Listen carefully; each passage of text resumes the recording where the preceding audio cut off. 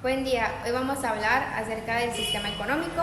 Mi grupo está conformado por Nicolás Navarro, Julián Pérez, Manuela Galindo y mi persona Joanny Sasa. Para empezar a abordar el tema, quiero empezar hablando y definiendo qué es la economía como tal. Cuando hablamos de economía, hacemos referencia a una ciencia social que se caracteriza por estudiar el comportamiento de la sociedad, en particular las consecuencias que genera el uso de recursos escasos y este es en las personas, y ese es el objeto central de análisis de la economía. En la economía, en su historia y en su evolución histórica, esto surge en el año 1930. Con la crisis económica se concluye que la economía no solamente debe pensar en cómo utilizar recursos escasos, sino en cómo mantener esos recursos escasos activos. También a raíz de esto, deja de fijarse solamente en la industria y empresas y también empieza a tener en cuenta el crecimiento económico, la estabilidad de los precios y el desempleo. Tras esto nacen dos conceptos muy importantes de la economía, la cual es la micro y la macroeconomía. Cuando hablamos de macroeconomía, hacemos referencia al estudio de una zona, un país o grupo de países. Y cuando hablamos de microeconomía, hacemos referencia al estudio de la economía en función de actividades individuales. Entonces, bajo estos conceptos, podemos decir que la macroeconomía es algo más global y la micro es algo más individual, algo más particular. El sistema económico tiene como objeto producir bienes y servicios, los cuales sirven para satisfacer las necesidades que lo conforman. Los individuos o nosotros en general tenemos ciertas necesidades, como por ejemplo la ropa, la comida. Estas ya mencionadas cobran forma como bienes y servicios, y de aquí surge una cuestión, y es ¿por qué participamos del sistema económico para satisfacer nuestras necesidades? La respuesta a esto es la escasez, ya que necesitamos participar de esto para poder adquirir esos bienes y servicios que sin estar ahí no podríamos tener, muchos de estos fundamentales para nuestra vida. Ahora voy a explicar brevemente las actividades económicas. Ya mencionamos que el objeto de cualquier sistema económico es la producción. Toda producción se destina al consumo, pero no todo lo producido se destina al consumo. Lo que se queda sirve para adquirir bienes que contribuyen a generar en el futuro un mayor nivel de producción. En los sectores productivos podemos afirmar que el sistema económico se puede dividir en diferentes sectores. Eso puede ser la agricultura, la ganadería, la industria del calzado, computadores, entre otros. Pero para facilitar podemos agruparlo en tres categorías. Estas son el sector primario, el sector secundario y el terciario. El primario se encuentra principalmente en la explotación de los recursos naturales, en el segundo las actividades que generan mayor transformación al insumo y el tercero es donde se genera el servicio intangible como tal. Juan. También vamos a hablar sobre los agentes económicos. Los principales agentes que participan en un sistema económico son los hogares, las empresas y el gobierno. Dichos agentes se relacionan de distintas modalidades, por lo cual se hace una primera aproximación para ubicarlos dentro del sistema económico según las ocupaciones que hacen.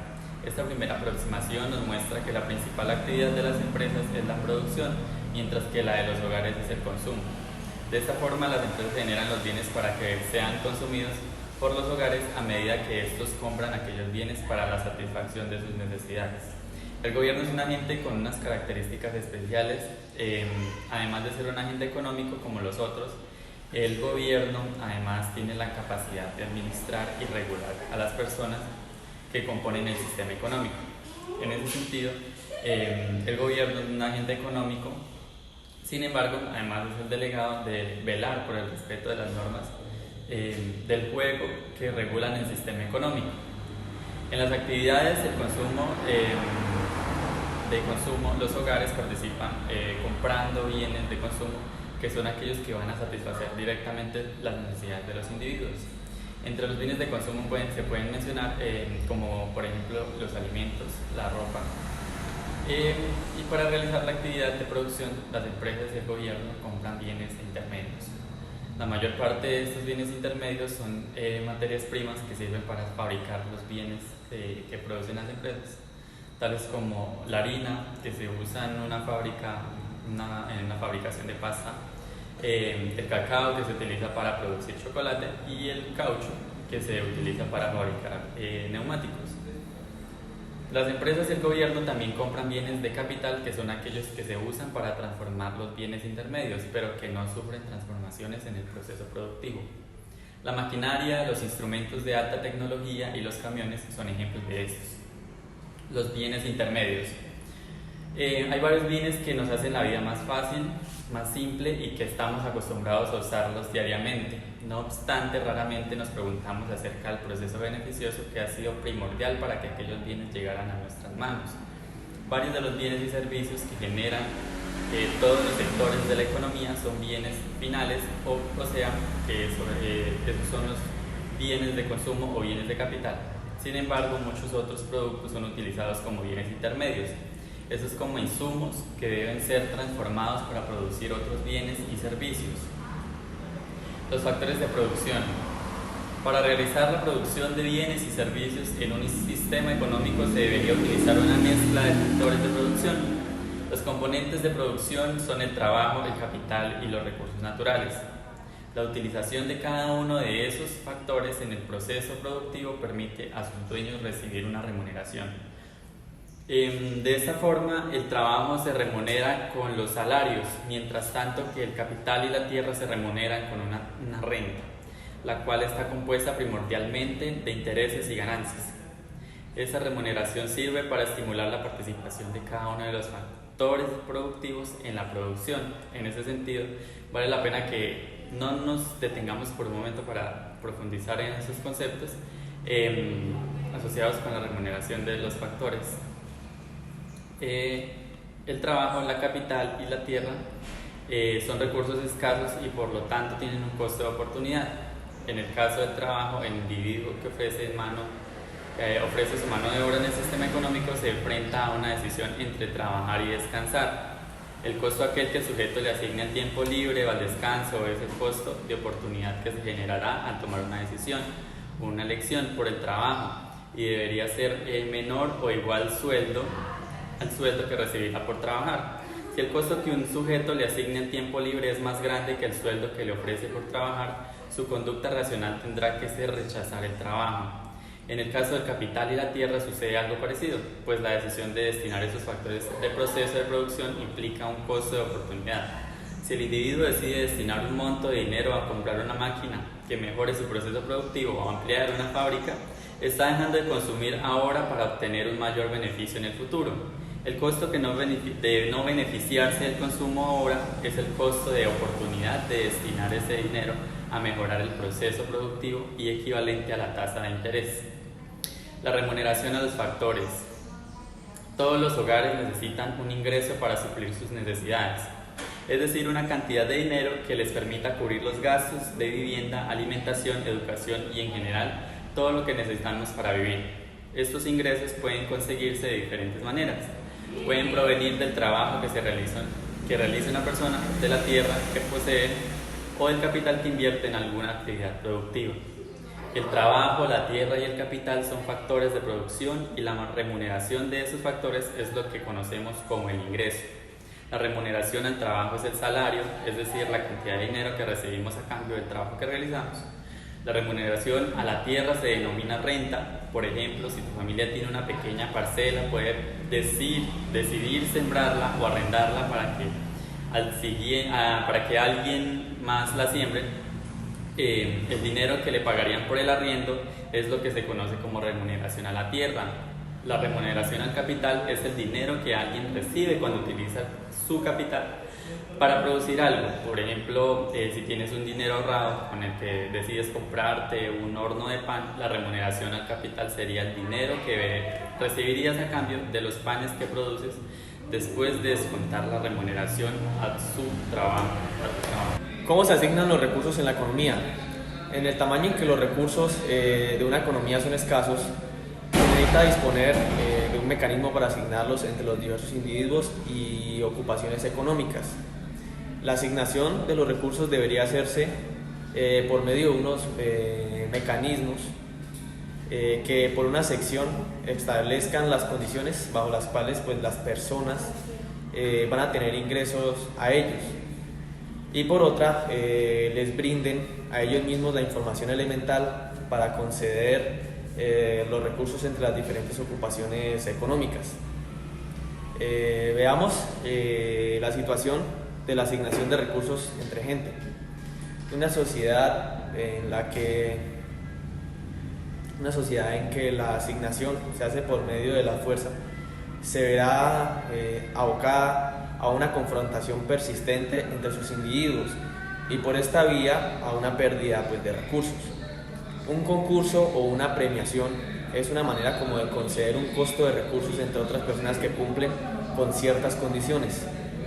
A partir de la perspectiva económica del mercado, es primordial el mecanismo que se utiliza actualmente para conceder los recursos de una economía.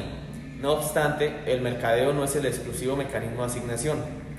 En una economía de mercado, el régimen participa en la asignación de recursos en zonas en las que el mercado es suficiente para asegurar que toda o la mayoría de la población tenga ingresos pues, a ciertos recursos que sean importantes, tales como la estabilidad económica, la salud, la alimentación, la educación, etc. El papel del mercado como mecanismo de asignación de recursos. La proporción de bienes y servicios que dan los primeros, pues se constituye la oferta de aquel mercado y la porción que permanecen dispuestos a mercar. Lo segundo, pues es la demanda. El costo no únicamente es la medida del costo de un bien o un servicio, sino que además practica una funcionalidad económica bastante fundamental, debido a que sirve para dedicar una oferta de bienes y servicios a esos demandantes que más intereses presentan pues, en obtenerlos y que por consiguiente se permanecen dispuestos pues, a abonar más por ellos. Ahora bien, principalmente pues hay una interacción positiva entre la proporción de un bien y servicio que alguien está dispuesto a dar al costo de aquel bien o servicio. De otro lado, habitualmente hay una interacción negativa entre la proporción de un bien o servicio que alguien está dispuesto a demandar y el costo de aquel bien y servicio. Las cambiantes nominales y las cambiantes reales.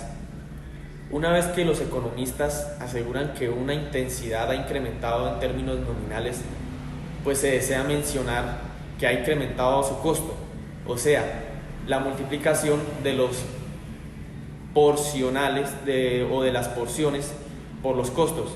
Sin embargo, una vez que anhelan examinar pues únicamente lo que pasa con las porciones, le quitan a dicha intensidad el impacto de crecimiento con el costo y queda expresada en términos reales. ¿Cómo se asignan los recursos en la economía? El papel del gobierno como mecanismo de asignación de los recursos. El régimen tiene una colaboración particular en el sistema económico. Por un lado, el régimen debería ser manager económico que provea cierta clase de bienes y servicios llamados bienes y servicios públicos. Por otro lado, el régimen puede intervenir en el proceso de asignación de recursos en esos casos en los cuales el mercado muestra restricciones para conseguir las metas deseables de aquel proceso.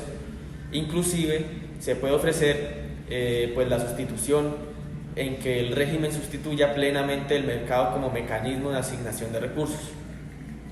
Bueno, primero, veamos pues que el régimen como distribuidor de bienes y servicios públicos, en oposición a los bienes y servicios privados, pues los bienes públicos son consumidos de forma colectiva pues por la sociedad, por lo que otorga beneficio a bastante más que una persona a la vez. La tarea que adelanta el régimen como abastecedor de bienes y servicios públicos pues es fundamental para cualquier sistema económico y es el mecanismo de asignación por excelencia para pues esta clase de bienes. En esta forma, aún en una economía de mercado, pues el régimen es el abastecedor de esta clase de bienes. Para dar bienes públicos, el régimen requiere recibir impuestos del resto de agentes económicos con la intención de financiar su producción y usa aquellos impuestos para cubrir sus costos de desempeño, para invertir e impulsar el aumento de la economía y para aminorar las inequidades, por decirlo así, que hay en el reparto del ingreso y de la riqueza. Ahora veamos el papel gubernamental como un mecanismo de asignación de recursos de bienes y servicios que serían designados por el mercado. Se puede decir que la situación en la que el régimen interviene en el sector donde el mercado muestra fallas como un mecanismo de asignación, pues constituye una participación moderada. Tenemos la posibilidad de proponer varias reflexiones, pues que permiten pues comprender mejor el papel gubernamental como mecanismo de asignación de recursos. También vamos a hablar del flujo circular de la actividad económica.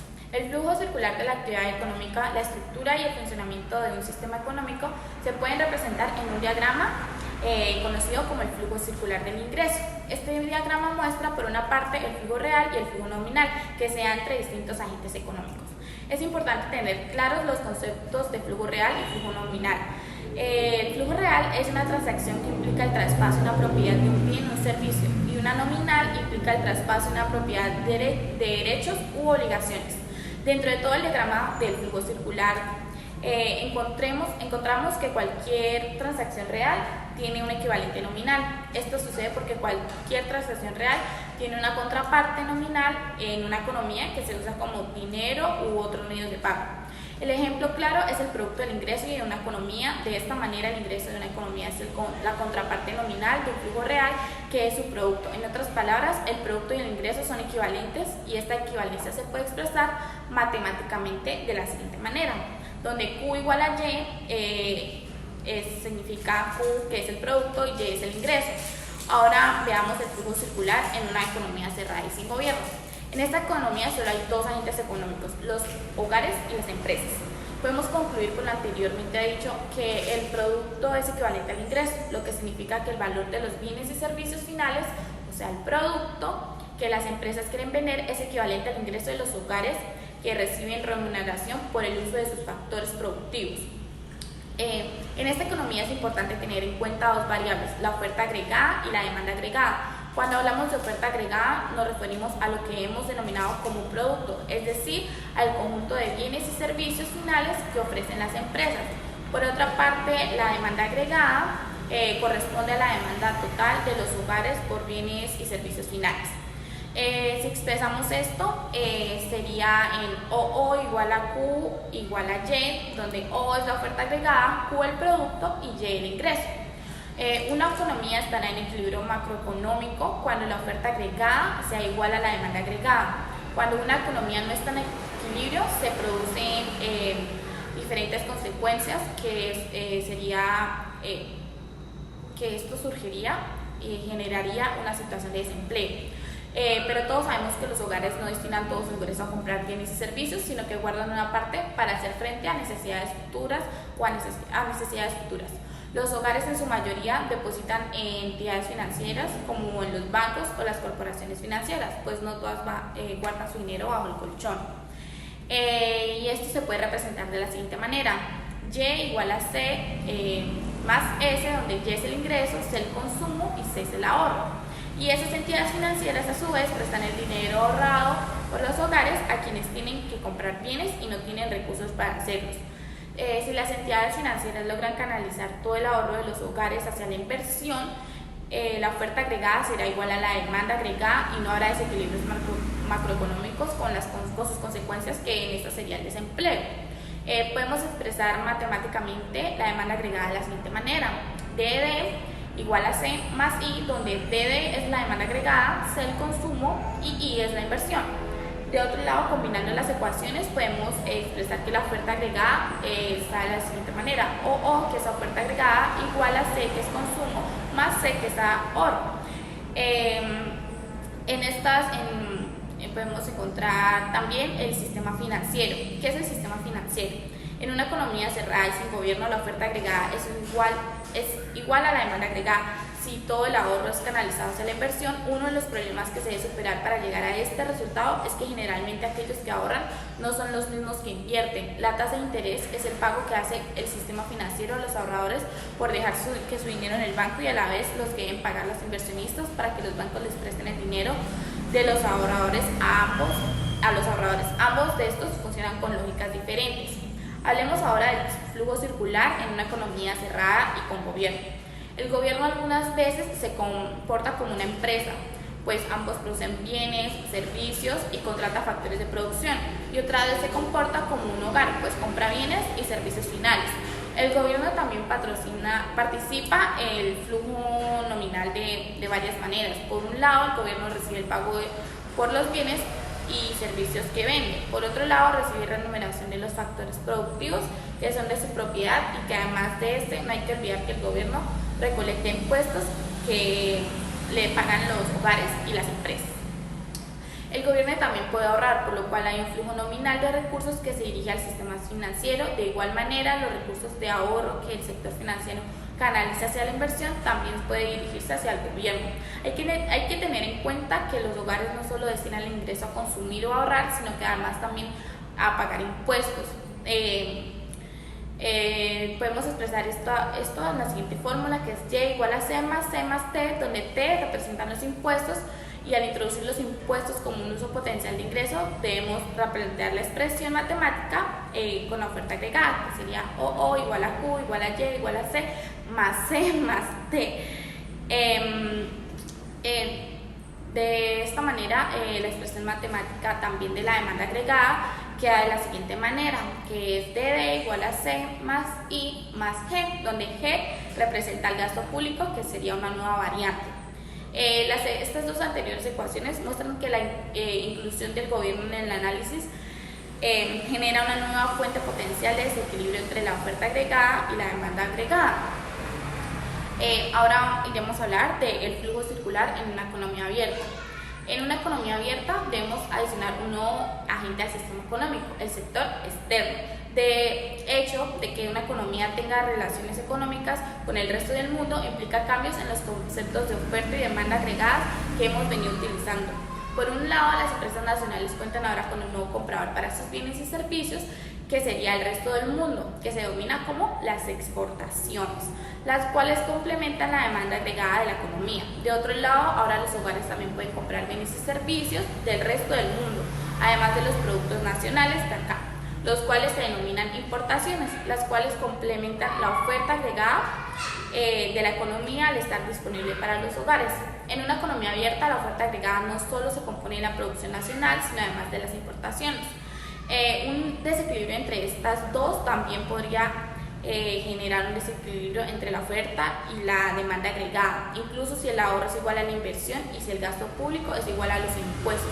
Por eso es importante que una economía abierta evite caer en grandes desequilibrios entre lo que le vende al resto del mundo y lo que compra de él. Es importante también mencionar sobre los impuestos directos e indirectos. Los impuestos directos son los que se cobran abiertamente a las personas y a las empresas. Algunos ejemplos de estos impuestos es la renta y el enriquecimiento. Por otra parte, los indirectos son los que se cobran sobre bienes y servicios o transacciones. El ejemplo más fácil de este es el impuesto IVA, que se le cobra a algunos cuando compras algunos bienes y servicios. Ahora bien, veamos la balanza de pagos. Este es el registro que lleva el gobierno de cada una de las transacciones que realiza nuestro país con el resto del mundo. Por este motivo, la balanza de pago tiene en cuenta las transacciones que un país tiene con el exterior en cuanto a bienes y servicios, recursos financieros, donaciones, pagos de intereses, etc. En Colombia se hace trimestralmente un registro de todas estas transacciones entre personas, familias y entes estatales. Ahora bien, las remesas también es un componente interesante de las balanzas de pagos. Esta corresponde al dinero que entra a nuestro país proveniente de los colombianos que vienen del exterior, en el cual se contabiliza en la balanza de pagos como una transacción sin contraprestación, es decir, que los recursos entran a nuestro país, pero no debemos dar ningún bien o servicio a cambio.